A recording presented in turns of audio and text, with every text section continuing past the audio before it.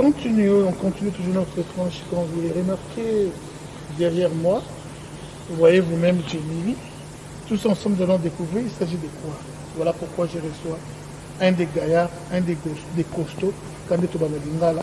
Comprenez vous-même, Congolais qui nous a Lingala. Bonjour. Bonjour. Pourriez-vous expliquer aux gens quand même la Lingala facile, Jemili Oyozanini, qui êtes-vous par rapport à ça, c'est important. Très bien. Bonjour tout le monde, je m'appelle Jean-Luc Luboya Chichimbi. Je suis le CEO, le fondateur de la compagnie Jemili. Jemili et Zali, initial Nabiso. CEO, c'est peut-être nous les anglophones qui comprenons ce que signifie CEO. Et les francophones, c'est CEO Zali. Les ADG. Okay, ouais, voilà.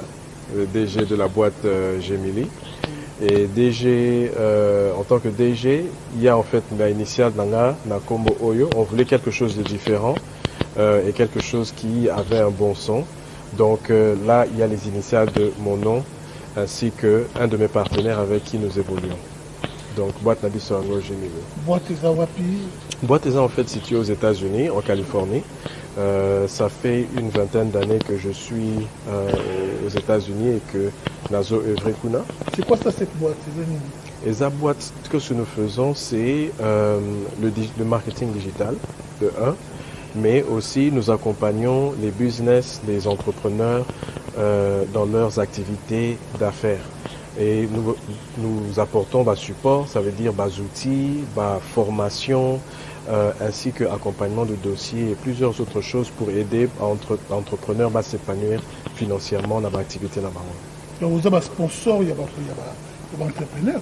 De temps en temps, ça peut arriver. Ceux qui produisent des projets qui sont intéressants, ça peut arriver que on sponsorise certains entrepreneurs dans leurs activités et on les apporte en fait avec le support. Donc pas seulement sponsor financier, mais on est là aussi pour les coacher en tant que mentor dans l'activité là-bas. Pour l'ample détail, à propos, il y a ma solo, il y a boîte Jemili. Je souhaiterais que vous puissiez donner votre contact. Dans le bateau, vous avez besoin de détails. Yes, solo. D'accord. Pour nous contacter, d'abord, par email, c'est info@gemili, comme c'était pelé.com. info@gemili.com. Numéro de téléphone, vous pouvez nous contacter, c'est le 085 0519 169. Un petit mot de la fin, vous qui habitez Californie, au Congo, Je suis venu parce que je suis d'abord congolais, de père et de mère. Et je voulais absolument apporter une pierre dans mon pays. Ça veut dire expertise Nazukuna, l'expérience au Nazukuna pendant ces 20 et quelques années. Je voulais les apporter ici et aussi prêter main forte aux entrepreneurs, aux businessmen, businesswomen congolais. Comme ça, ensemble, qu'on arrive à se démarquer et s'épanouir financièrement. 2 points. Parenthèse, point à liboso Nami Vandeli. Banakin, Ebele, Babenga, Bana protocole, nous se sent, ils veulent Kangana no Monoko. Kangana no Monoko Mikolo, la Kangaki na Monoko, mais ils ont Makambo, ça que ils ont un problème. Donc la parole Mouria prononcée à Congolais des pères et des mères. Nami Vandeli qui, à Babandel, il y a un problème, il y a Congolais des pères et des mères. On a Babi, Loko Boye, Kajombo Koufa, on a Kajombo Koufa, Loko Boye. Il y a des pères et des mères. Ah! Et tout le monde temps, bien, mais la tranche à l'autre, où est business? Il y a mi balé. Il y a mi balé et Zalini ni bandé. Il y a un point qu'il a soulevé et échappé dans la minute Oyo. Mais ce qui est vrai, Ezali, pays francophone. On a tant de pays belé. Dans les pays francophones, développement dans un pays lent, dans les pays belé. Mais pays anglophones, en tout cas, si on va soutenir yo anglophone et francophone, on est anglophone. Anglophone, à soutenir au Makassi. Là, c'est l'argent qui parle. Et l'argent, c'est plus le business. C'est pourquoi dans le domaine de business, le domaine n'est pas négligé. Il y a un domaine à Makassi à Motouya. Il y a une expérience Makassi dans le monde de business. Moutosa la salaire les 30 ou les premiers l'aider. À Kokalina Moutou, ou à ça business. Moutou ça business, on a bon même ministre. C'est pourquoi Congolais et Congolais, Golinga business. Côté Kamikate est un business. côté que je ne sais quoi cigarette nini quoi makasi eza business ya mokie eza te ya monene eza te. Papa, encore une fois merci. C'est passé moi maloba esili et des petits coucou à qui vous suivent en ce moment, même la nation ils veulent partout hein. C'est vrai, c'est vraiment merci pour votre accueil chaleureux d'abord. La CPNI en tout cas, chaque fois que je viens au Congo, je me sens toujours je suis chez moi. Surtout tu es des pères et des mères. Voilà, donc du coup, ça me fait plaisir d'être là. Même en Italie. En tout cas, donc c'est ça. Donc c'est vraiment ça. Merci en tout cas pour votre accueil chaleureux. J'espère qu'on pourra faire beaucoup de choses ensemble. On continue toujours. Page publicité, on s'arrête tout juste après. Merci, c'est parti. Et de femmes de la diaspora de l'Afrique du Sud, tous réunis pour répondre à l'appel lancé par le chef de l'État, M. Antoine Félix Tshisekedi Tshilombo, en vue de contribuer au développement de notre pays. Pour ce faire, la Djemeli prend cette opportunité de donner des formations à la jeunesse, aux entrepreneurs de toutes catégories qui veulent s'imprégner du monde des affaires. Nous allons donc appeler le fondateur de la Djemeli, M.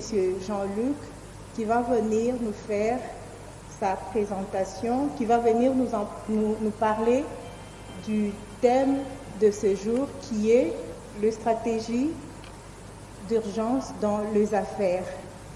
Et il va aussi soulever quelques sous-points selon ce qu'il a prévu. Donc, suivez attentivement.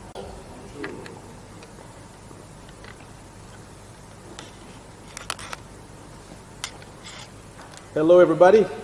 Hello. Oh, ok. Vous êtes là, hein? Très bien. Merci beaucoup de votre présence, merci de votre participation, merci pour votre invitation. Je m'appelle Jean-Luc Luboya Tshishimbi et je suis ravi d'être parmi vous cet après-midi pour cette formation brève dans le cadre des affaires et de l'entrepreneuriat.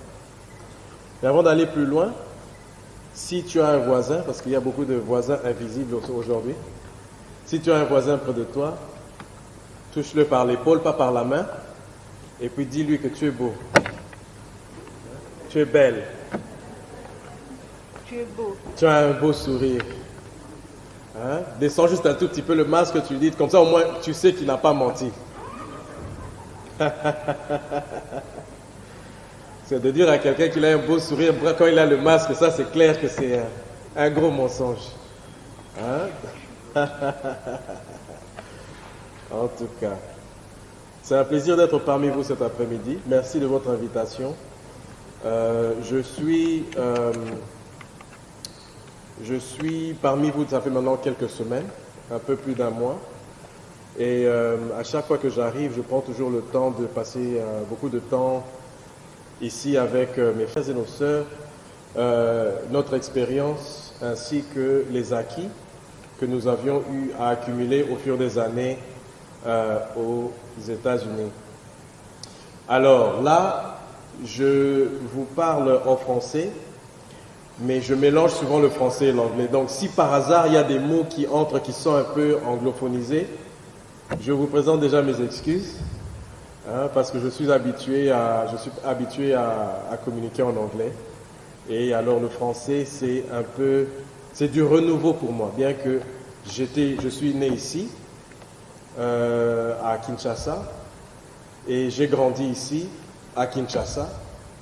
Je connais bien la ville, bien que depuis que je suis revenu, je me suis perdu quand même une fois, avec les embouteillages.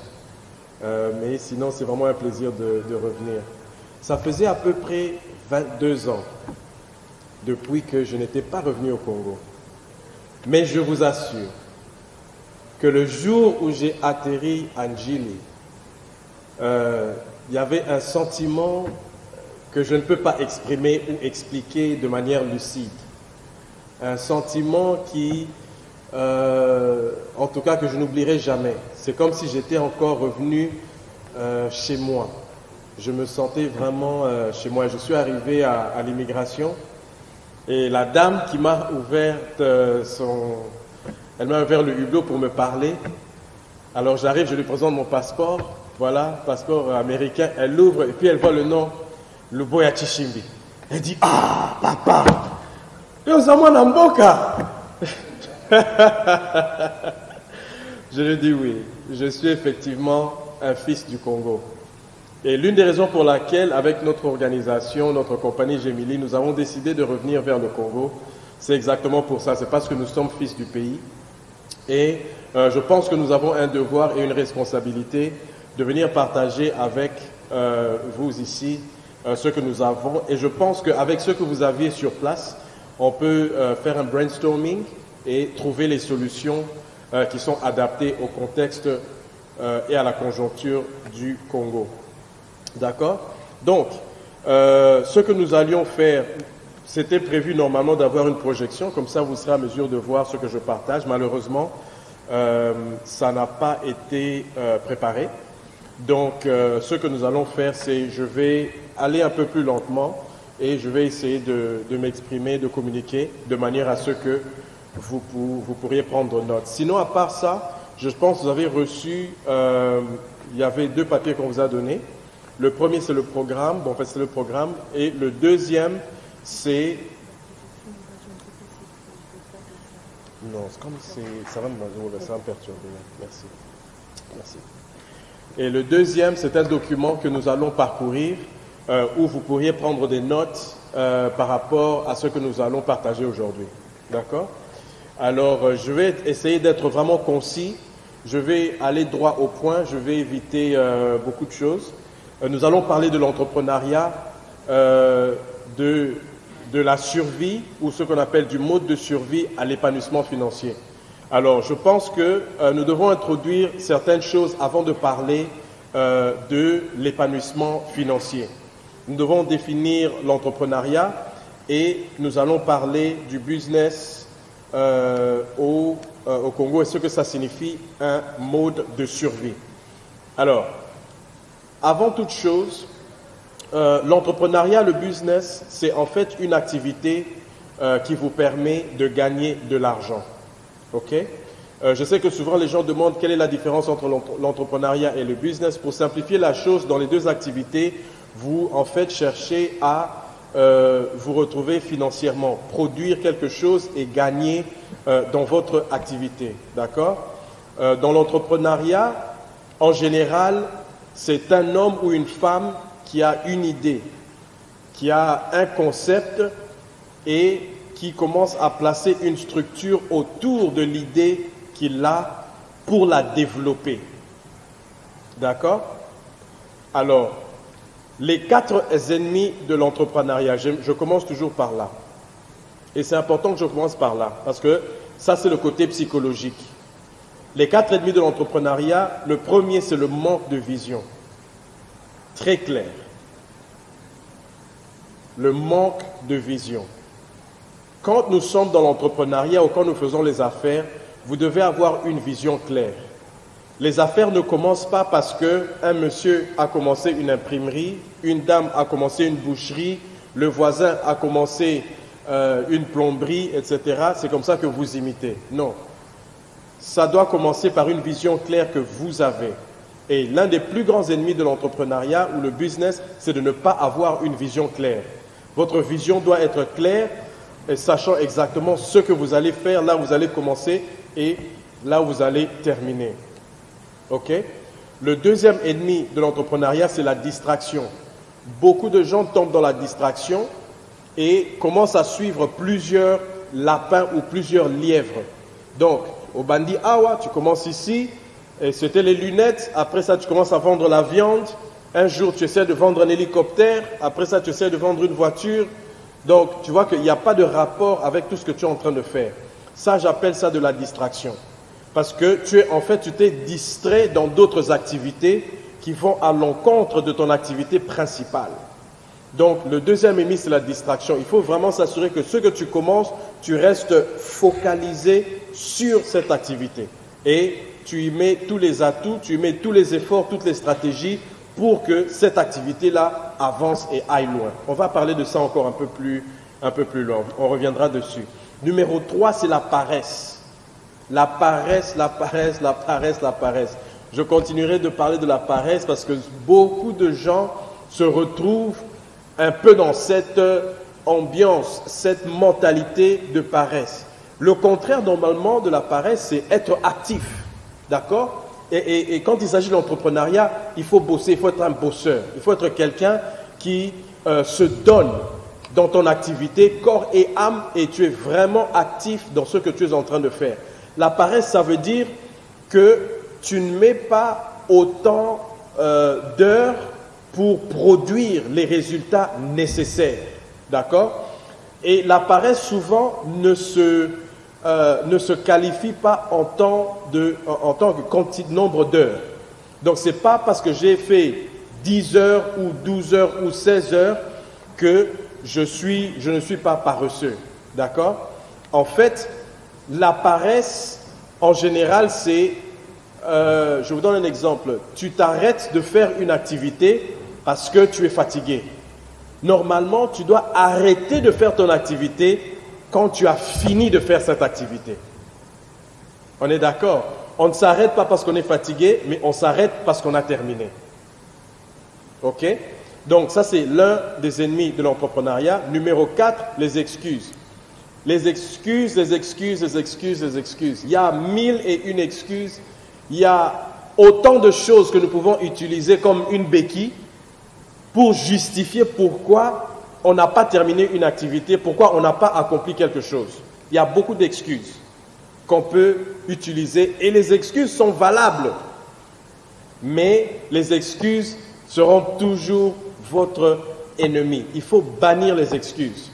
Si vous devez écrire ça en gros sur un papier quelque part, le coller sur votre mur et puis mettre une croix sur excuses, comme ça chaque jour quand tu te réveilles, tu regardes et tu vois pas d'excuses aujourd'hui. Pas d'excuses aujourd'hui.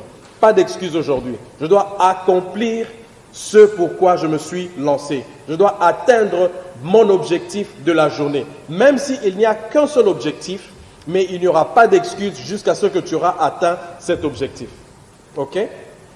Je rajoute un autre ennemi de l'entrepreneuriat qui, beaucoup de gens, et moi inclus, souvent tombons dans ce piège. C'est la perfection. Souvent, on essaye d'atteindre une certaine perfection avant de se lancer ou pour continuer les activités. Tu te dis que ce que je fais, ce n'est pas encore parfait, alors je ne commence pas. Tu te dis que le produit, quoi qu'il arrive, vous devez être tenace. Aujourd'hui, je peux avoir échoué. Ça veut dire, j'ai échoué d'atteindre mes objectifs, mais je reviendrai demain. C'est ça la ténacité. Parce que vous pouvez abandonner. Je peux te dire qu'avec ce que j'ai fait, ça fait déjà 3 mois, ça ne donne rien, j'abandonne. Je rebrousse chemin, j'arrête ce que j'étais en train de faire. Or, vous ne savez pas peut-être que le 4e mois, il y allait avoir une grande opportunité, une belle porte qui s'ouvre pour votre business. J'ai un ami local ici qui a un business de numérisation. Il vend les cartes, des cartes de banque, débit, et il permet aux gens de faire des transactions, des envois à partir de l'étranger, des transactions en ligne où les gens peuvent acheter. Il est vraiment maintenant bien implanté ici, il a développé son activité. Mais je vous assure, quand j'ai parlé avec lui, il m'a dit que dans son activité, il a fait presque 2 ans sans qu'il y ait vraiment des rendements. Et pendant les 2 ans, c'était lui qui finançait toutes les activités. Donc, il travaillait et en même temps, il avait aussi son petit business. Donc, il va à son travail, mais il a aussi son business. Et il finance ses activités. Et pendant presque 2 ans, pas de rendement comme tel, pas de breakthrough, rien. Et il me dit, juste au moment, en fait, quand dire c'est au moment, ça veut dire il s'était donné, si à la fin de l'année, je pense que c'était à la fin des 2 ans, en fait, c'était pas à la fin de l'année, mais c'était à la fin des 2 ans, il n'y a toujours rien, il dit je ferme. J'arrête les activités, je ferme, je vais trouver quelque chose d'autre, je vais vendre des lapins. Ok? Et au moment où il allait fermer, une firme américaine lui tend la main pour poser la question. Nous voyons que vous avez tel ou tel en Afrique. On cherche une alternative à la solution que nous utilisons aujourd'hui qui s'appelle PayPal. Certains d'entre vous connaissez sûrement PayPal. Alors il dit oui, la solution que nous avons est une solution alternative à PayPal. Donc on peut faire un essai. Ils ont fait un essai, ils ont apprécié, les Américains ont apprécié ce qu'il avait. Ce n'était pas parfait, mais il y avait plus de 80% des éléments dont ils avaient besoin. Et au moment où je vous parle, il est vraiment dans toute la ville, il est bien répandu ici en Afrique du Sud. Bref, cette opportunité-là, à ce moment-là, c'est ça qui l'a aidé à démarrer et à décoller. On est d'accord? Il était tenace. Pendant 2 ans, tous les jours, jour et nuit, il était focalisé, regardant, avançant, restant ferme et déterminé pour atteindre son objectif. Et aujourd'hui, il est béni. Donc, s'il avait arrêté peut-être 6 mois plus tôt, il serait resté à son travail et quelque chose qui est aujourd'hui une solution pratique n'allait pas voir le jour de la manière dont il est aujourd'hui. Donc la ténacité, c'est vraiment un des amis, il faut rester tenace, rester déterminé avec ce que vous êtes en train de faire. Même si ça ne marche pas au début, vous allez hypothéquer tout ce que vous avez, vous allez vendre ce que vous avez. Tout ça pour vos activités, pour que ça décolle un jour. Mais le jour où ça va décoller, ça en vaudra la peine. D'accord? La ténacité. 3, la patience. La patience va de main en main avec la ténacité. Donc souvent, il faut être patient. Avec ce que vous faites comme activité, vous donnez un peu de temps et être patient. Ça va aller. Il y a des jours où ça a l'air de ne pas aller, ça a l'air de ne pas avancer, mais ça va aller. Donc il faut apprendre à être patient. Ne pas aller vite en besogne pour prendre des décisions qui vont peut-être nuire à vos activités. Donc prenez vraiment le temps, soyez patient, faites ce que vous faites tous les jours et vous allez voir finalement les résultats.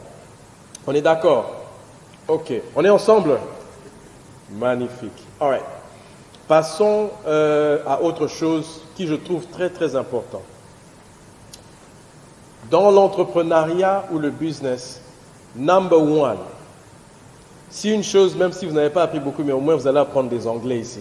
Donc, des number one, des everybody, tout ça, vous allez apprendre. Donc, au sortir d'ici, je vais poser des questions. Il ne faut pas avoir 0 à l'interro. Alors, number one, il y a une différence entre les COP et le business. On est d'accord? Ici au Congo, je remarque que beaucoup de gens font des COP. Donc, tu sors le matin, tu cherches une activité, tu cherches quelque chose qui va te donner de quoi manger. C'est ça, en fait, la définition de mode de survie. Business, mode de survie, ça veut dire tu sors en cherchant une opportunité de faire de l'argent. Une COP, c'est comme la loterie. Peut-être tu vas gagner, peut-être tu ne vas pas gagner. Peut-être ça va réussir, peut-être pas. C'est de la chance.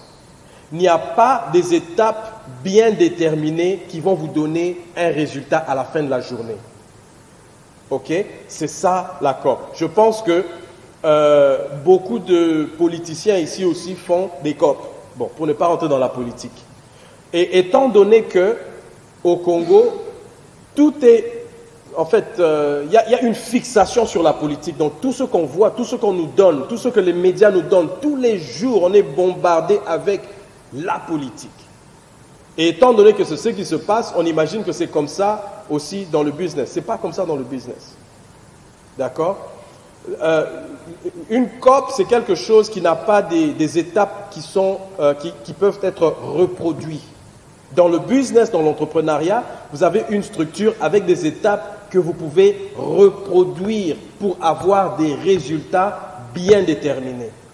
Si je fais A, B, C, j'aurai résultat X. Quand vous faites des COP, ça n'existe pas. Parce que ça dépend de ce que vous allez avoir comme données et on va voir ce qu'on peut faire. On appelait ça avant, c'était quoi? Article 15. je pense. Débrouillez-vous, débrouillez-vous. Donc, on se débrouille un tout petit peu. Donc, il faut comprendre que dans l'entrepreneuriat, il ne faut pas faire des COP. Dans l'entrepreneuriat, il y a un plan bien précis qui est déterminé et qui vous donne une structure. Dans les COP, il n'y a pas de plan précis. On sort et on va juste chercher ce qu'on peut faire. D'accord? Or, dans le business, il y a un plan et une stratégie que nous mettons en exécution, ok, pour nous donner ou produire des résultats bien déterminés.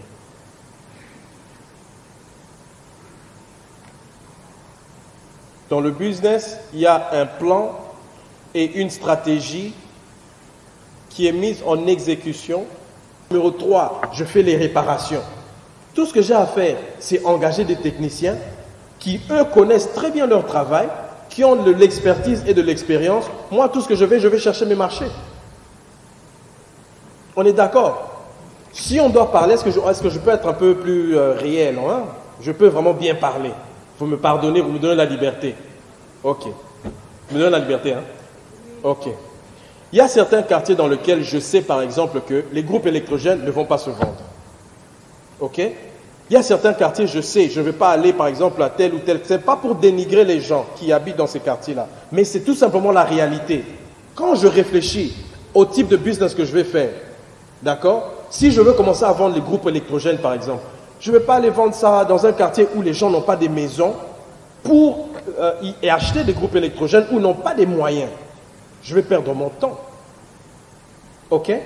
Je vais chercher des quartiers, des endroits où il y a des gens qui ont des grandes maisons. Quand le courant part, ils sont très embêtés, très ennuyés.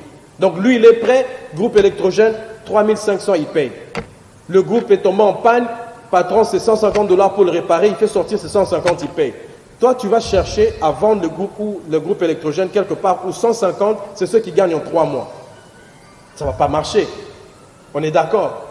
Donc, c'est réfléchir en fait dans ce sens-là. Quand vous réfléchissez aux sortes de business que vous avez, il y a lavement des vêtements pour les gens qui sont occupés, le nettoyage des bâtiments, des restaurants. Vous pouvez offrir des services de nettoyage. Pour cela, bon, ça ne prend pas beaucoup. Vous achetez le matériel qu'il faut pour nettoyer et tout ça. Et pour les gens qui sont busy, les gens qui sont occupés et tout ça, vous donnez un prix. Et puis, vous faites le travail. Au fur et à mesure, vous accumulez, vous amenez des gens avec vous, vous faites toute une équipe. Et c'est vous qui deveniez le numéro 1 des lavages à Kinshasa. Donc, quand il s'agit des bâtiments comme celui-ci, la moquette, elle est bien lavée, vous savez comment brosser, tout ça, donc c'est bien essuyé, tout est épousseté, c'est toujours propre. Avant chaque événement, vous assurez que quand on vous engage pour faire la sous-traitance, en tout cas, l'endroit, et ça sent très bon, il y a des fleurs, tout ça, donc vous êtes, hein, voilà, c'est ça le service. Donc il y a beaucoup de choses à faire. La décoration, donc comme je disais tout à l'heure, l'événementiel, service de beauté, surtout ça, et parce que les femmes dépensent beaucoup. Quand il s'agit de... Hein, les mamans? Ah, les mamans refusent. Elles disent non. Les femmes dépensent quand il s'agit. Et non seulement les femmes dépensent, mais les hommes aussi dépensent pour les femmes. Donc, double dépense. Donc ça, c'est un business, on est garanti que ça va marcher. Hein? C'est bien, les cheveux et tout ça. Donc tout ça, ce sont des business qui sont très intéressants. Les chaînes d'éducation, donc il y a beaucoup d'exemples. On peut parler et on peut réfléchir ensemble, on peut faire des brainstorming pour voir quels sont les types d'idées qu'on peut ouvrir. Il y a des types d'idées que vous ouvrez ici au niveau local, il y a des types d'idées que vous pouvez ouvrir au niveau international. Vous pouvez sortir du Congo, par exemple. Vivre au Congo, mais votre business, vous le vendez ailleurs. Vous le vendez au Cameroun, au Sénégal, au Nigeria, vous le vendez en Europe, vous le vendez en Chine, vous le vendez aux États-Unis, au Canada. Okay? Donc, il y a toutes ces possibilités quand nous sommes en train de réfléchir à faire. On va en parler aussi tout à l'heure. Point numéro 4. Quel est le futur du monde business? Hein? Quel est le futur pour les entrepreneurs? Ça, c'est important. Parce que bien qu'on vit dans le moment aujourd'hui, on doit penser demain, on doit penser futur. Comment est-ce que les choses évoluent? On doit prévoir. Et pour ça, il faut des présages. On doit prendre conscience que le monde change. Et ça fait maintenant quelques années que nous sommes en train de vivre la globalisation au vrai sens du mot.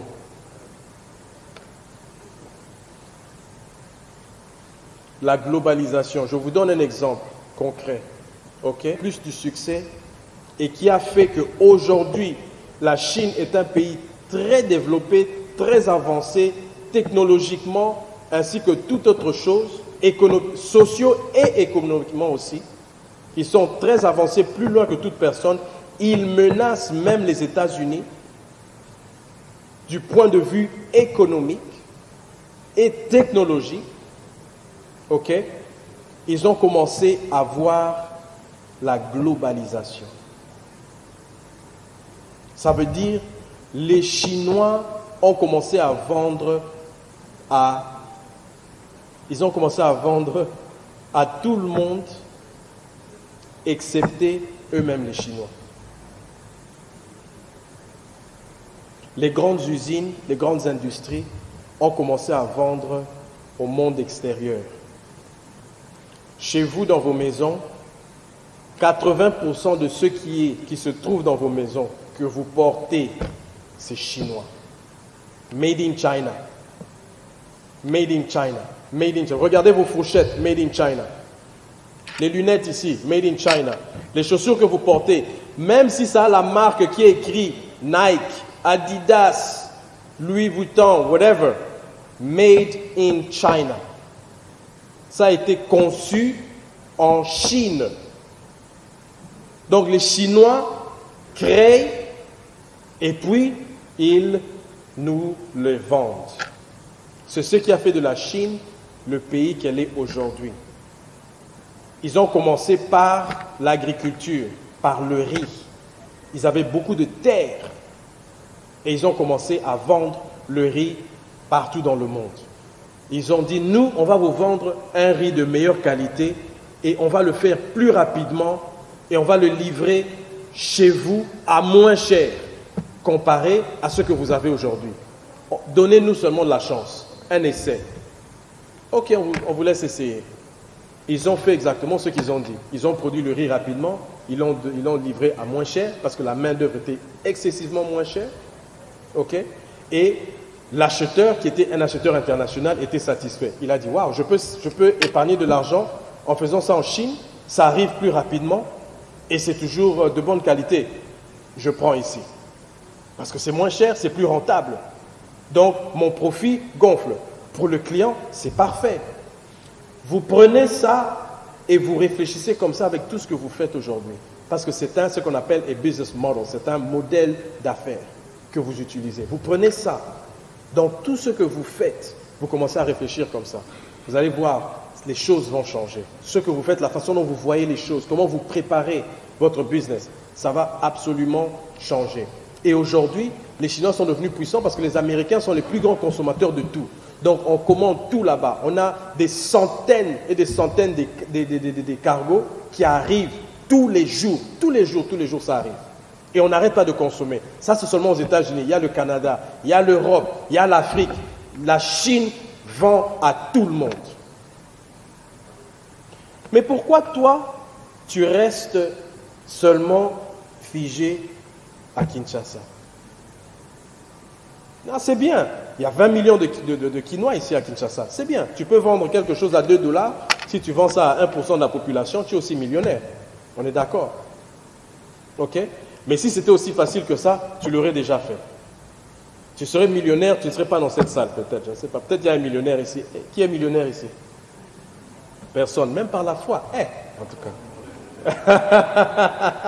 Il faut même souvent dire par la foi. C'est moi.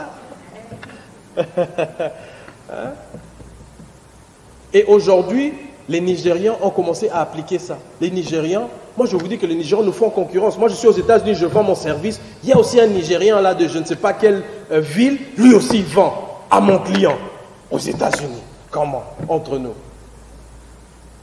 Et maintenant, lui, il vend à moins cher comparé à moi. Parce que là, moi, j'habite, c'est quand même un peu plus cher que là où lui, il habite au Nigeria. Donc, lui, il dit, moi, je peux vendre ça à $10.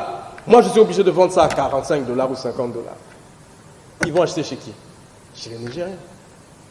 Il y a des services qu'ils proposent et il se trouve des clients. Les Ghanéens se trouvent des clients. Pour une raison ou l'autre, le monde francophone, souvent, on est un peu lent. On n'est pas souvent un peu dynamique, on n'est pas pragmatique. On théorise beaucoup, on est très éloquent, on a beaucoup de français. Comme on dit, français blé namunoko. C'est bien. On est bien éduqué, on a beaucoup de diplômes. Ce sont des très bonnes choses. Mais ce n'est pas ça qui va vous faire avancer. Le monde anglophone, il est pratique. Il est pragmatique. Il se lance, il prend le risque, il avance, il essaye, il fait, il teste.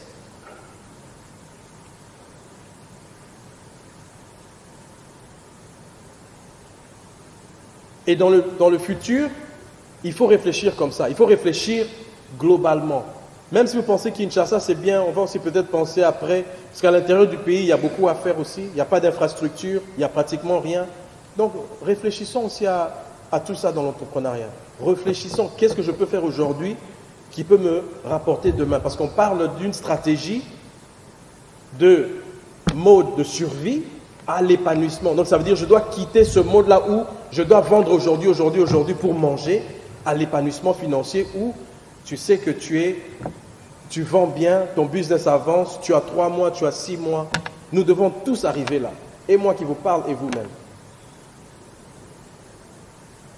Et pour ce fait, il faut commencer à penser digital. Il faut commencer à penser digital.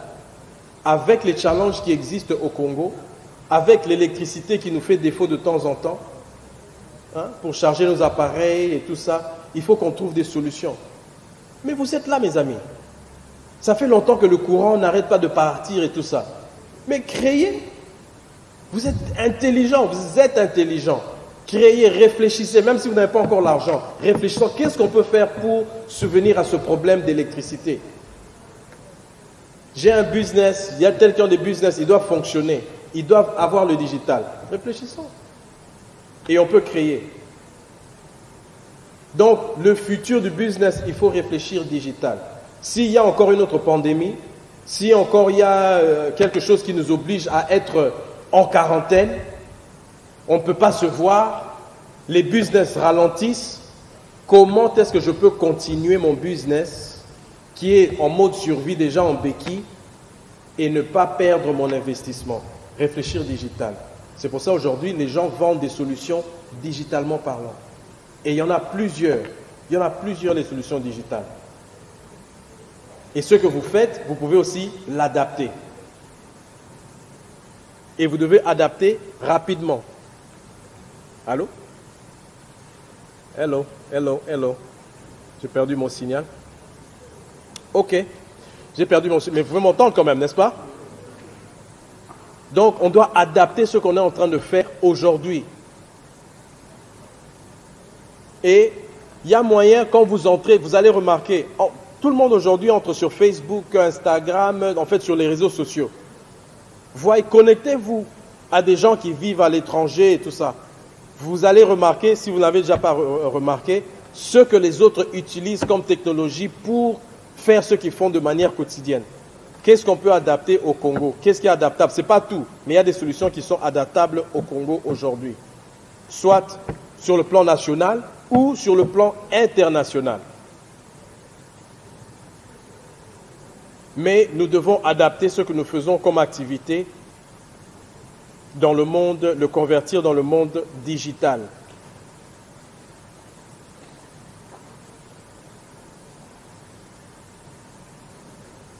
Vous savez, aujourd'hui, aux États-Unis, la majorité des transactions qui se font ne se font plus par cash. Il y a certains magasins, il y a certains restaurants qui n'acceptent plus le cash. Vous entrez et vous dites, déjà nous, on ne prend plus le cash. Donc vous devez avoir une carte, vous devez soit utiliser votre téléphone pour faire les transactions. Donc, la façon dont le cash circule ici au Congo, là-bas, ça n'existe plus. Il y a du cash, mais vraiment au minimum. Moi, je ne me balade pas avec du cash. Partout où je vais, j'ai souvent ma carte. Parce que tous les business utilisent les cartes. Tous. Paiement rapide, paiement assuré. Il y a plus de contrôle dans l'argent qui entre, dans les finances. Vous voyez, il y a toutes ces choses en fait qui jouent. Toi, tu es là, tu as un magasin, tu as un employé, vous prenez du cash. Vous ne prenez pas les cartes, par exemple. Il a vendu aujourd'hui, il a vendu la marchandise peut-être pour 5 000 $. Et surtout, ce qu'il a fait sur les 5 000 $, peut-être qu'il a gardé 500 $ aujourd'hui. Ce n'est pas beaucoup. Ou disons même 100 $, il a gardé. Il vous a donné 4 900. Lui, il a gardé les 100 $. Mais si vous n'avez pas fait passer ça par un système de contrôle, vous allez perdre 100 $ chaque mois. Vous allez réaliser seulement après 6 ans que ce type-là me prenait 100 $ ou bien 500 $ chaque mois il me prenait. Donc vous avez perdu beaucoup d'argent. C'est pour ça que certaines solutions digitales, elles sont là en fait pour protéger votre business. Vous avez plus de contrôle, vous avez une visibilité mieux contrôlée. Ok? Donc il faut chercher à réfléchir, qu'est-ce que je peux faire aujourd'hui et adapter ça petit à petit au monde digital. D'accord? Ok, 5, les objectifs d'affaires. Et puis après ça, on va passer rapidement au plan d'affaires. Et puis on va parler parce que j'aimerais qu'en fait qu'on échange. Hein? Donc poser des questions. Donc là, si vous avez déjà des questions, vous pouvez les écrire. Comme ça, à la fin, vous pouvez poser les questions, on va répondre et puis on va échanger. On va faire un brainstorming ensemble. Objectif, ça c'est très rapide. Vous devez avoir quelque chose qui vous motive et vous devez le savoir. Okay? Qu'est-ce qui me motive à faire ce que je fais? Le service que je donne, le produit que je vends, qu'est-ce qui me motive? Ça, c'est important. Okay? Peut-être c'est seulement l'argent ou c'est la passion de ce que je fais. Okay? Certaines passions n'équivalent pas nécessairement à un profit financier. Je peux être passionné, par exemple, de la natation, mais est-ce que la natation au Congo est au Bimsa Mongo? Je ne pense pas. À moins que tu sois un maître nageur, un pêcheur, tu vas aller pêcher les poissons par ta natation, je ne sais pas. Mais ça, ce n'est pas vraiment un business. Si tu es passionné de ça, fais ça en tant que passion. Mais en tant que business, non. Donc tu dois comprendre ta motivation.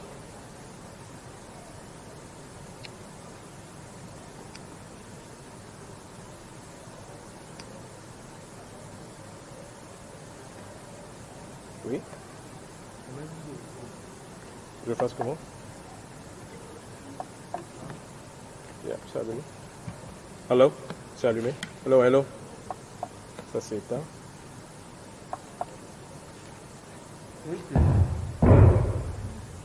Hello? Oh, ok. Thank you.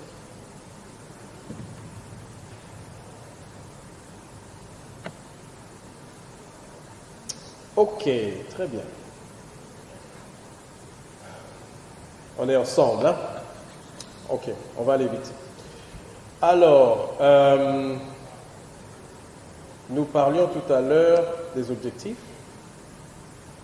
et puis évaluation. Ok, l'évaluation d'un business. Comment est-ce que je peux évaluer si je dois commencer un business, par exemple, tel ou tel business? Où est mon sac? Donne-moi mon sac, c'est juste ici, là. L'évaluation d'un business, d'une activité, un produit, hein, c'est très important.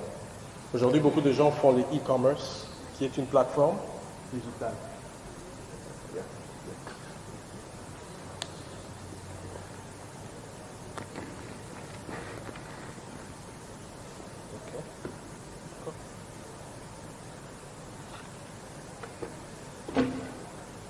J'ai un produit avec moi.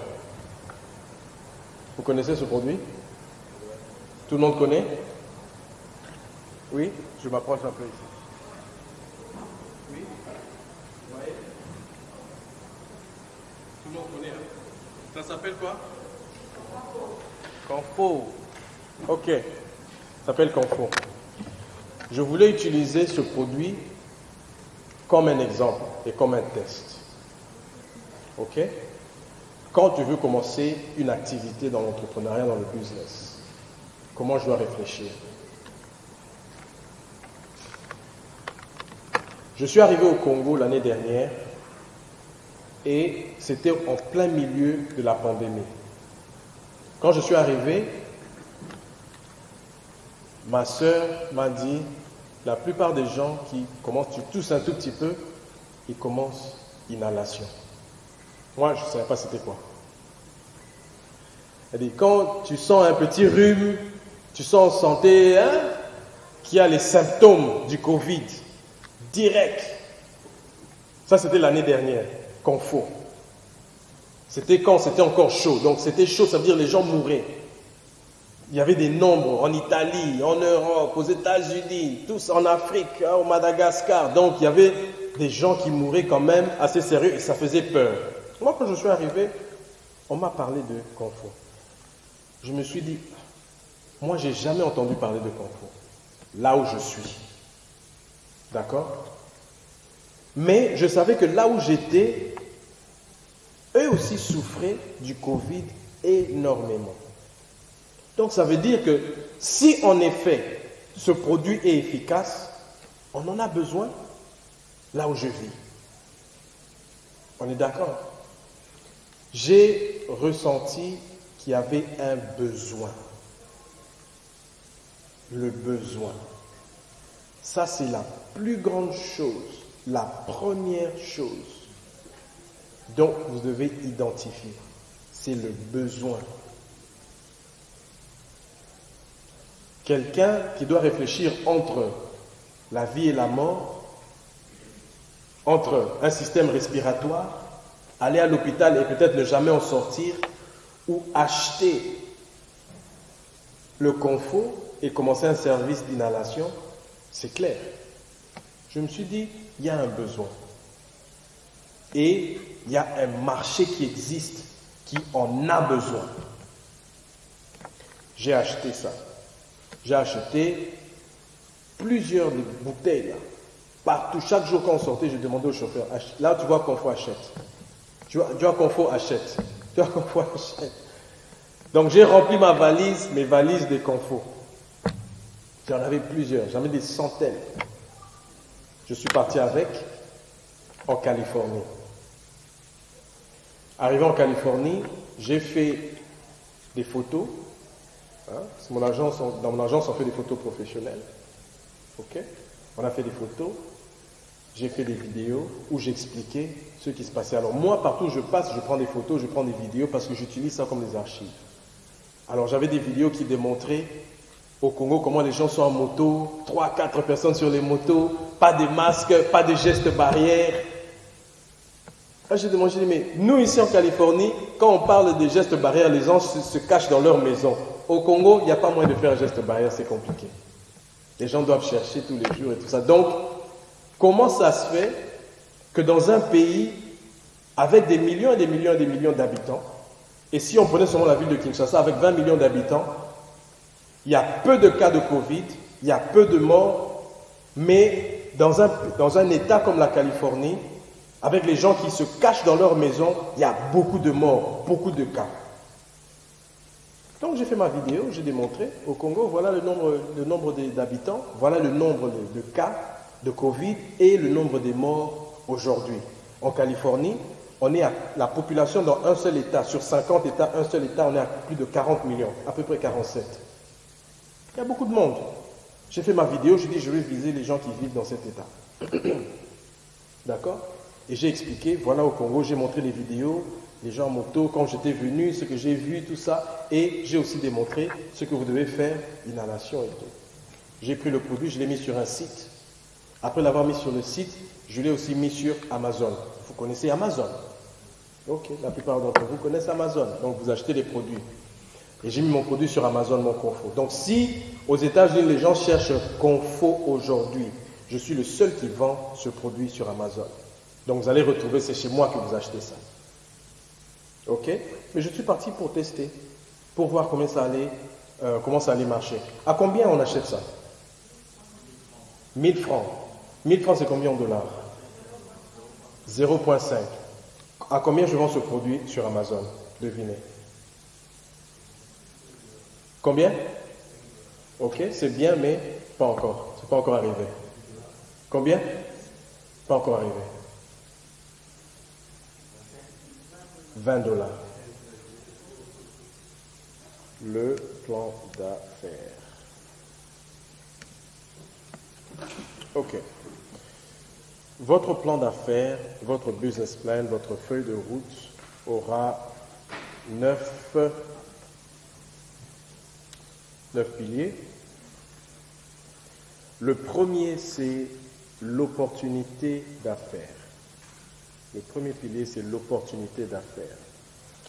L'opportunité d'affaires est définie en général par un besoin qui se fait ressentir dans une communauté, dans un quartier, dans un pays ou dans une démographie quelconque. Et si vous regardez sur la feuille que j'ai partagée avec vous, le premier point, c'est l'opportunité d'affaires. Il y a une case. Et au bas de cette case, je l'ai laissée vide parce que vous devriez être à mesure de remplir quelle est votre opportunité d'affaires en une ou deux phrases. Ça doit être simple et ça doit être clair. OK? L'une des solutions que nous apportons avec Gemelli, c'est de digitaliser vos plateformes. Ça veut dire nous sommes à mesure de créer des websites, de vous ouvrir un network, un réseau social media en ligne, ou d'ouvrir un e-commerce store en 7 jours ou moins. OK? Donc l'opportunité pour nous, c'est celle-là.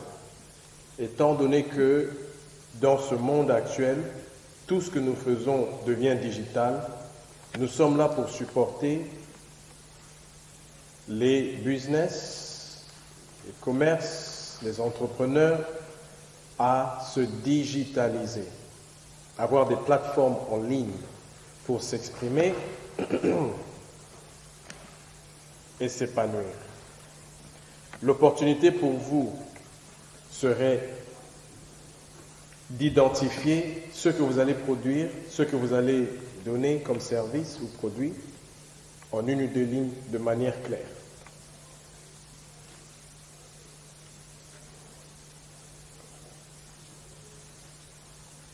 Et souvent, les gens tirent leur marque de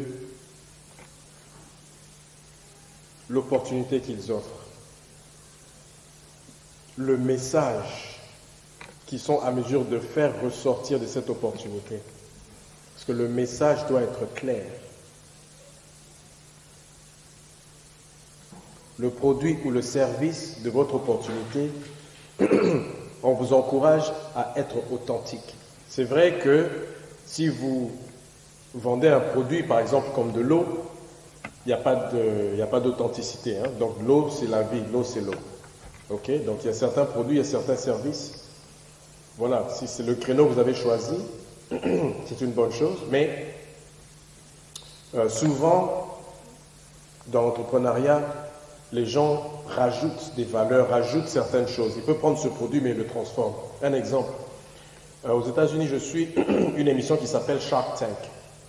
Shark Tank, c'est une émission où il y a 5 investisseurs, en général, qui écoutent les entrepreneurs qui entrent dedans avec leurs projets. Et ils démontrent ce qu'ils ont créé et ce qu'ils font. Et comment on les appelle, les sharks, ça veut dire, shark c'est un requin. Et c'est en fait les sharks qui sont les investisseurs. S'ils trouvent que l'idée que tu donnes est intéressante, c'est alléchant et ça a du potentiel, alors ils te donnent le financement que tu demandes et ils demandent de devenir actionnaire dans ton entreprise.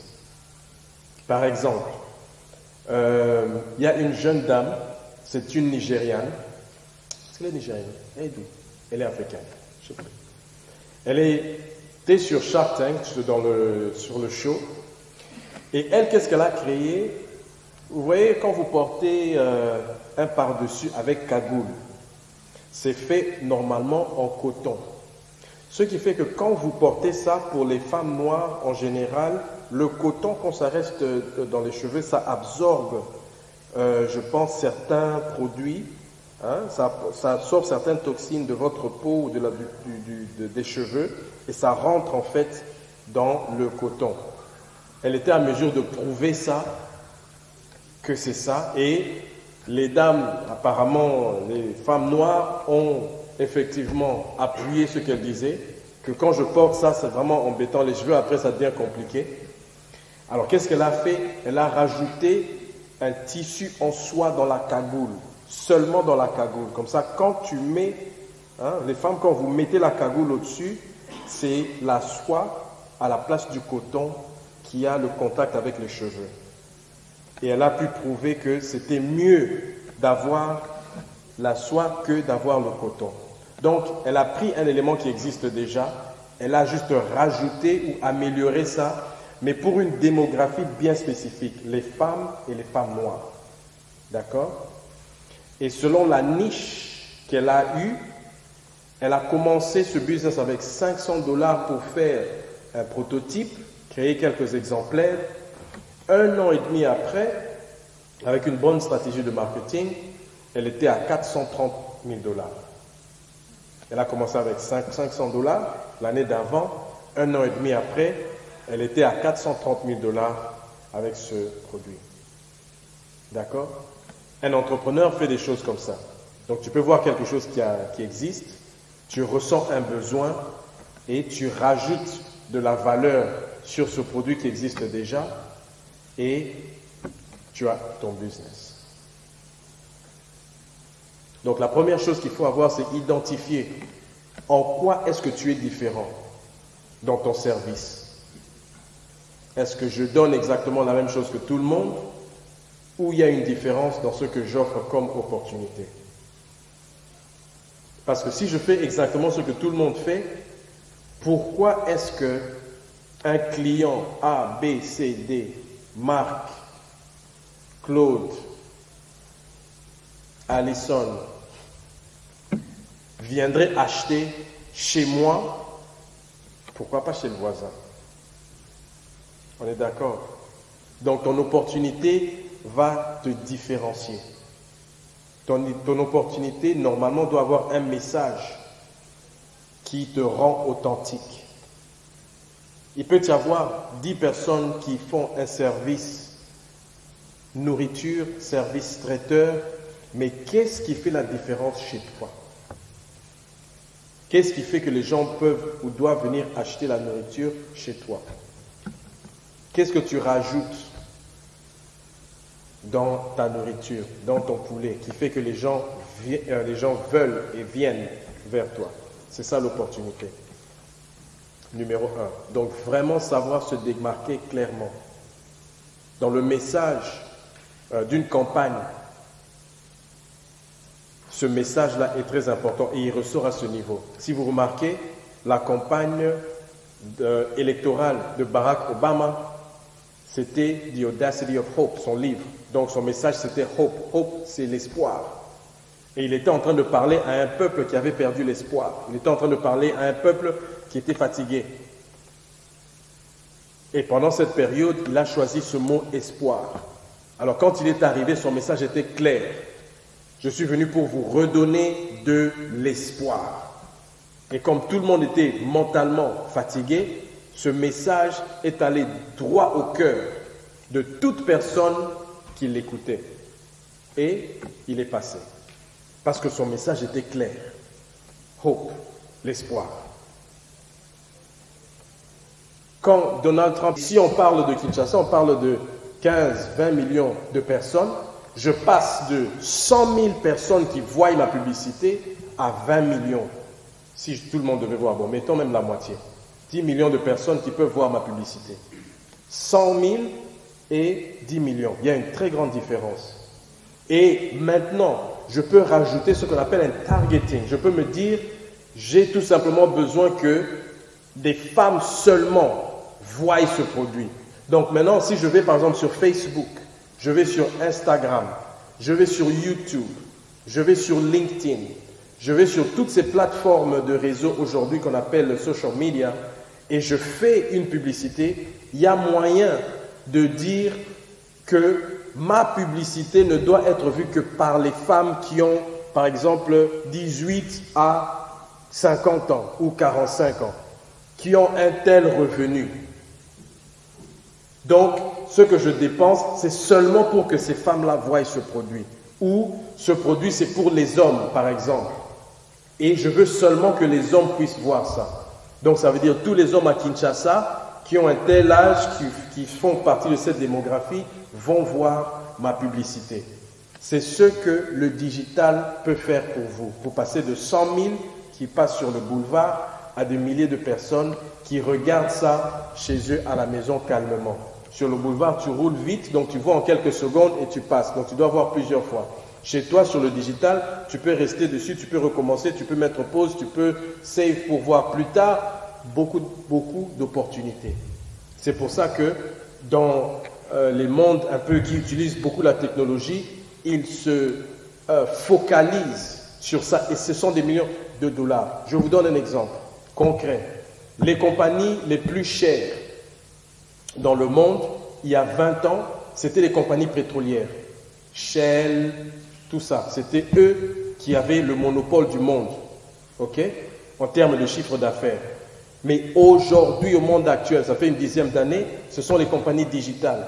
Les Facebook, ce sont des compagnies comme eux. Alibaba, ce sont eux qui ont aujourd'hui le monopole, qui sont les compagnies les plus riches. Pourquoi? Parce qu'ils ont le monopole des gens. Ils ont toutes les données de tout le monde. On sait où vous êtes, on sait qui vous êtes, on sait quel âge vous avez, combien vous gagnez, on sait où vous passez votre temps, combien de temps vous passez là-bas, qu'est-ce que vous regardez, on sait qu'est-ce que vous aimez. Ils ont le profil de toute personne. Si j'ai le profil de toute personne, après avoir recueilli toutes ces informations, moi par exemple, si j'avais le profil de tout Congolais, par exemple, disons sur Kinshasa seulement, sur 20 millions de gens, j'avais le profil de toute personne. Je sais qu'est-ce qu'il fait, où il va, comment il mange, comment il s'habille, combien il gagne. Je connais toutes ces choses. Mais je suis riche.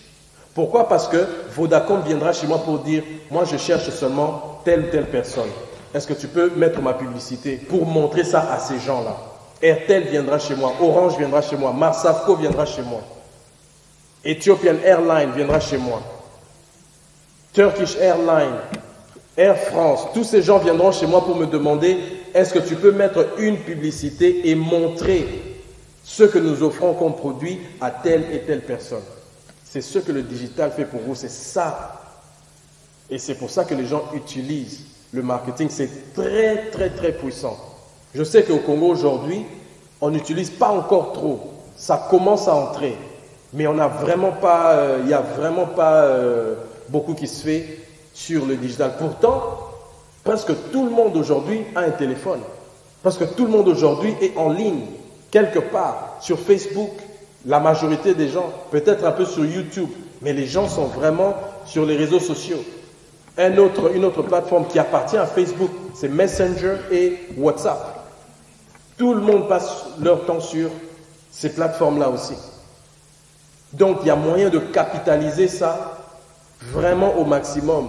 Quand vous pensez marketing, essayez de penser qu'est-ce que je peux faire, comment je vais le présenter sur ces plateformes.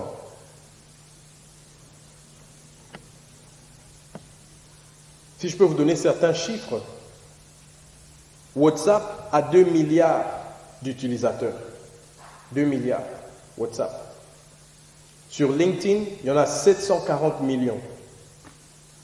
Sur Facebook, il y en a près de 3 milliards. Sur Twitter, il y en a 186 millions, les utilisateurs, donc des gens que vous pouvez présenter votre produit, votre service. Sur Instagram, il y a presque 2 milliards, donc 1,3 milliard d'utilisateurs. Sur Google, il y en a 4 milliards. Tout le monde utilise Google pour chercher quelque chose, chercher un produit, pour chercher des services. Sur YouTube, 2,2 milliards d'utilisateurs. Sur TikTok, que tout le monde connaît aujourd'hui, il y a 1 milliard d'utilisateurs déjà.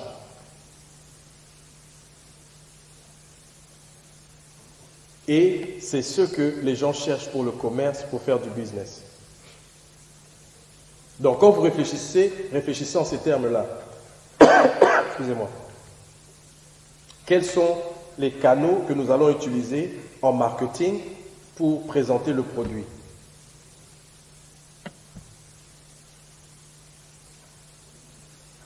Deuxièmement, qui est très important, vous devez avoir, c'est pas très pratique, au Congo, c'est pas vraiment prononcé, ok? Mais la raison pour laquelle je donne cet exemple, c'est parce que j'ai un focus qui est pas limité au Congo. Donc j'aimerais que vous commenciez à réfléchir au Congo, mais aussi en dehors du Congo, s'il y a moyen. Si vous avez un produit qui peut être proposé à l'extérieur du pays, vous devez avoir un website. Parce qu'un website, vous contrôlez. Un website, vous pouvez mettre des informations que vous contrôlez. Sur les plateformes, dans les réseaux sociaux, il y a certaines informations qu'on ne vous permettra pas de mettre. Donc vous serez limité à un certain niveau parce qu'ils vous diront non, ça, on refuse.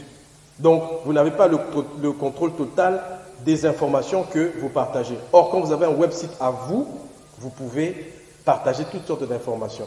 Et croyez-moi, ce n'est pas aussi cher que vous le pensez. C'est moins cher d'avoir un website aujourd'hui parce que c'est très courant. Ça peut s'apprendre, etc. Donc c'est vraiment très facile. Non seulement sur le website, vous avez des plateformes e-commerce que vous pouvez aujourd'hui contrôler.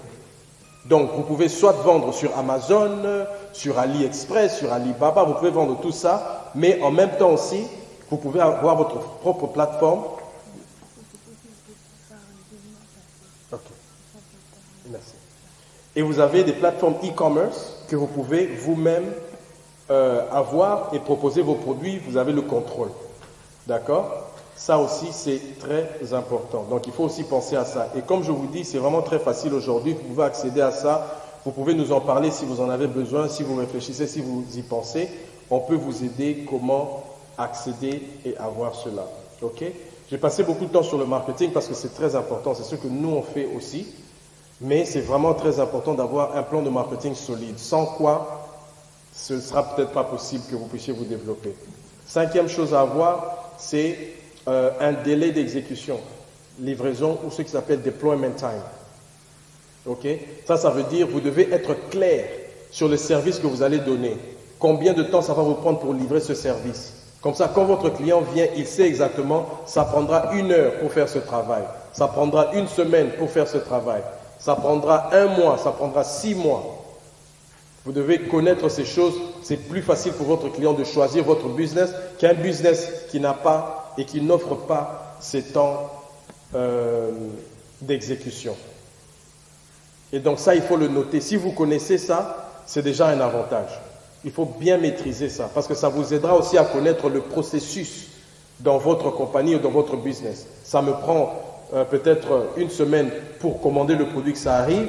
Ça me prend 3 jours pour le livrer à la personne. Donc, le temps de livraison que je peux mettre, c'est 2 semaines. Je me dis, monsieur, pour livrer, ce sera 2 semaines. Parce que j'ai 1 semaine, ça arrive, 3 jours, c'est livré. Ça, il faut le donner au client. Il faut utiliser ça comme un atout. Je peux coudre ce vêtement pour vous en 1 jour. Les autres le font en 3, moi je fais en 1 jour. C'est un atout que vous pouvez utiliser. Numéro 6. Votre situation financière, financial summary. Ça, c'est votre capital. Qu'est-ce que j'ai aujourd'hui pour commencer? J'ai $200 par exemple. Sur les $200, 0, 5, 1, 9, 1, 6, 1. Question, s'il vous plaît. 0,85, 0, voilà. Attends un instant. Je vais juste m'assurer parce que souvent, 0, 5, 1, 9, 1, 6, 1.